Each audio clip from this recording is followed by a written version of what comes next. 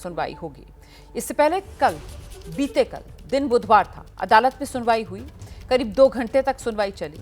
मुस्लिम पक्ष और केंद्र सरकार की तरफ से अपनी अपनी दलीलें कल भी पेश की गई थी। वक्फ संशोधन कानून पर सुप्रीम कोर्ट में आज एक बार फिर दोपहर 2 बजे से सुनवाई होगी। आज केंद्र सरकार और जो नए वक्फ कानून के समर्थन में याचिकाएं दाखिल हैं, उन्हीं को लेकर अदालत के सामने दलीलें रखी जाएंगी। वक्फ कानून को लेकर सुप्रीम कोर्ट में अब तक कुल 150 के करीब याचिकाएं दाखिल हो चुकी हैं। तो कुल मिलाकर दोपहर 2 बजे एक बार फिर से ये मामला आज सुनवाई के लिए आएगा। इससे पहले कल जब ये मामला सुनवाई के लिए आया तो फिर अदालत की तरफ से इस मामले पर कोई निर्देश नहीं दिया गया। तो ये बड़ी खबर है, कल सुनवाई हुई है, आज सुनवाई का सिलसिला फिर से आगे बढ़ेगा। दोपहर 2 बजे से ये सुनवाई शुरू होगी। सीधे आपको लेकर चलेंगे, हमारे साथ हमारे सहयोगी निपुण सहगल इस वक्त मौजूद हैं और जरा निपुण से पहले समझ लेते हैं। निपुण, कल सुनवाई हुई, करीब 2 घंटे तक सुनवाई चली। आज फिर से दोपहर 2 बजे अदालत इस मामले पर सुनवाई करेगी। आज की सुनवाई से क्या उम्मीद की जा सकती है, सबसे पहले ये दर्शकों को बताइए। रोमाना, आज की सुनवाई से ये उम्मीद की जा सकती है कि सुप्रीम कोर्ट संभवतः औपचारिक नोटिस जारी करेगा, केंद्र सरकार को विस्तृत जवाब का मौका देगा, या फिर शायद अगर कोर्ट को ऐसा लगता है कि मामले को किसी हाई कोर्ट के पास सारे मामलों को भेज दिया जाए तो ऐसा भी हो सकता है। आगे की सुनवाई की रूपरेखा तय होगी, कहाँ होगी, कब होगी और किस तरह से होगी, क्या सवाल होंगे जिन पर विचार किया जाएगा। इन बातों के अलावा जिस बात पर सबसे ज़्यादा निगाह है वो है कि जो नया संशोधन कानून है वक्फ को लेकर, उसके कुछ जो विवादित मुद्दे हैं, क्या सुप्रीम कोर्ट उस पर अंतरिम रोक लगा देगा। तो ये रोक पर सबसे ज़्यादा निगाहें लोगों की जमी हुई है। कोर्ट ने इंडिकेशन दिया था, संकेत दिया था इस तरह की अंतरिम आदेश का, लेकिन अभी दलीलें बची हुई हैं सॉलिसिटर जनरल की और वक्फ कानून के समर्थक कुछ याचिकाकर्ताओं की। ऐसे में ये सुनवाई आज दोपहर 2 बजे जारी रहेगी। क्योंकि निपुण सहगल, सुनवाई लंबी चल सकती है इस पूरे मामले पर आने वाले समय में, और सरकार की तरफ से नया कानून जो है इसको नोटिफाई कर दिया गया है, अमल में ये आ चुका है। इसी वजह से वो निर्देश, कुछ प्रावधानों पर रोक वाले, उसको लेकर सुप्रीम कोर्ट की तरफ से कदम बढ़ाया जा सकता है। निपुण, बिल्कुल, देखिए, कुछ मुद्दों को लेकर सबसे ज़्यादा विवाद है। कल क्या हुआ था? कल कोर्ट ने सबसे पहले याचिकाकर्ताओं को कहा कि आप अपनी बातों को बताइए, कौन सी मुख्य बातें हैं। तो ये कुछ बातें निकल कर आई, जिसमें से एक था कि अगर सरकार के साथ ही वक्फ बोर्ड का विवाद है, कोई संपत्ति पर सरकार कहती है कि सरकारी संपत्ति है, तो उसका फैसला कलेक्टर करेंगे, जो कि एक सरकारी अधिकारी ही हैं, और जब तक अगर वो फैसला जब तक वो देख रहे हैं इसको, तब तक उसको वक्फ की संपत्ति नहीं माना जाएगा। यानी पार्शियलिटी है, एक तरह से हो जाएगी, सरकार के पक्ष में सरकार का अधिकारी ही होगा। एक बात इस पर विवाद थी। दूसरा ये कि वक्फ बोर्ड और वक्फ काउंसिल में नए एक्ट में गैर मुस्लिमों को भी जगह दी गई है। इसे लेकर याचिकाकर्ता जो है वो परेशान है कि ये नहीं होना चाहिए था। और तीसरी बात, सबसे बड़ी बात, कि बहुत सारी ऐसी संपत्तियां हैं लाखों की संख्या में जो रजिस्टर्ड नहीं है, जो वक्फ की संपत्ति जिनको माना जाता है। नए कानून के बाद वो डीनोटिफाई हो सकती हैं अगर वो रजिस्टर्ड नहीं होंगी, रजिस्ट्रेशन नहीं होगा, उसके उपयुक्त कागजात नहीं होंगे। तमाम वजहों से वो डीनोटिफाई हो सकती हैं, और अगर वो डीनोटिफाई हो गई तो अलग अलग लोगों का, इंडिविजुअल्स का या कहीं पर सरकार का भी कब्जा उन पर हो सकता है। तो ये सुप्रीम कोर्ट चाह रहा है कि जब तक इस पर विचार नहीं हो जाता है तब तक इन प्रावधानों को रोक दिया जाए, क्योंकि कि अगर संपत्तियां डीनोटिफाई एक बार हो गई तो लीगल राइट्स दूसरे लोगों के भी पैदा हो जाएंगे जिनका दावा उस संपत्ति पे बनेगा।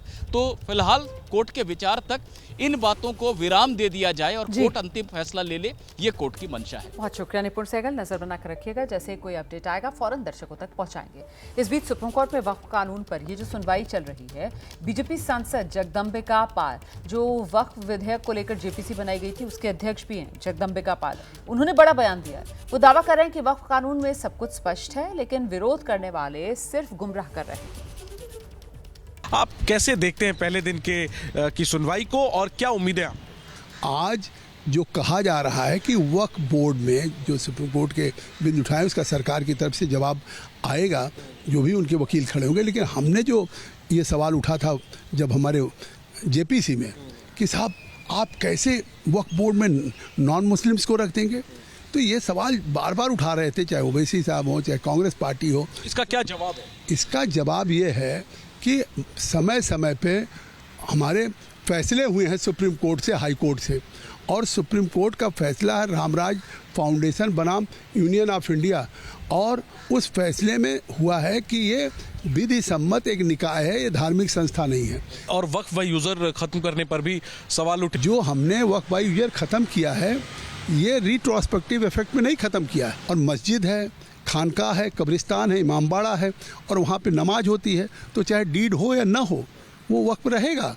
ये स्पष्ट तो है बिल में। तो संकेत मिले कि कुछ प्रावधानों पर अंतरिम रोक लगाई जा सकती है। सर्वोच्च न्यायालय किसी भावनाओं में या किसी मतलब जिस तरह से आंदोलन है उस पर नहीं, वो मेरिट पे जाती है। जो पिटिशनर्स के वकीलों ने सवाल उठाए हैं उन्होंने आज सरकार के पक्ष की तरफ से भी सुनवाई करने का अवसर दिया है, तो इससे साफ है कि दोनों पक्ष को सुनना चाहते हैं। को उम्मीद है कि ये सुप्रीम कोर्ट की अग्नि परीक्षा में पास होगा ये कानून? 100%। 6 महीने हमने मेहनत किया।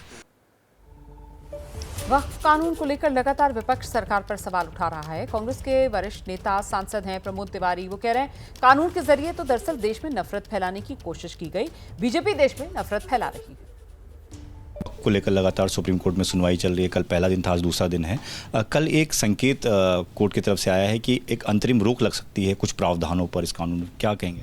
देखिए, सुप्रीम कोर्ट ने लगभग वही सवाल उठाए हैं जो हमने जेपीसी में कांग्रेस ने उठाए थे, माने नहीं गए थे, अस्वीकार कर दिए थे। जो हमने लोकसभा और राज्यसभा में चर्चा में उठाए थे वही सारे सवाल चिंतित कर रहे हैं सुप्रीम कोर्ट को, जिसकी चिंता हमें थी। अब प्रैक्टिस, वक्फ बाय प्रैक्टिस, अब साबित करो 5 साल से आप मुस्लिम हो, मुस्लिम ला मानते हो, अब आप साबित करो बहुत सी बातों को।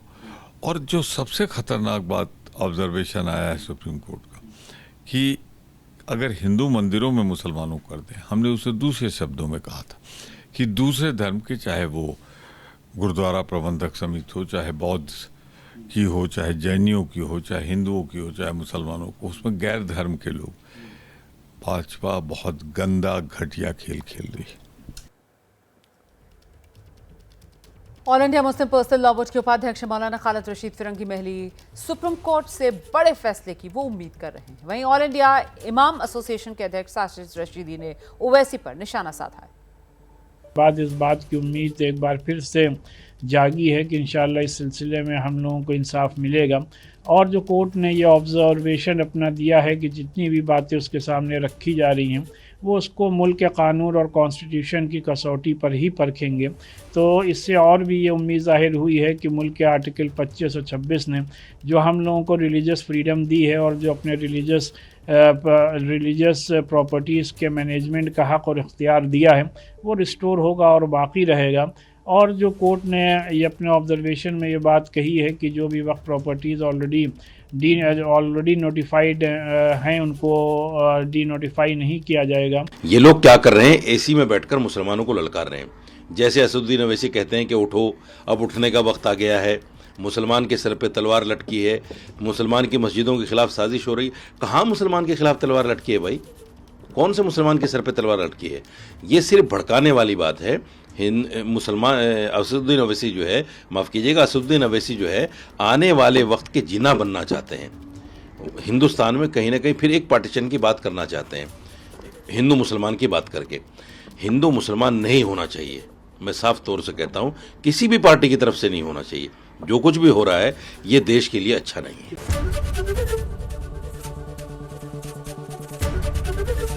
एबीपी गंगा, खबर आपकी, जुबान आपकी।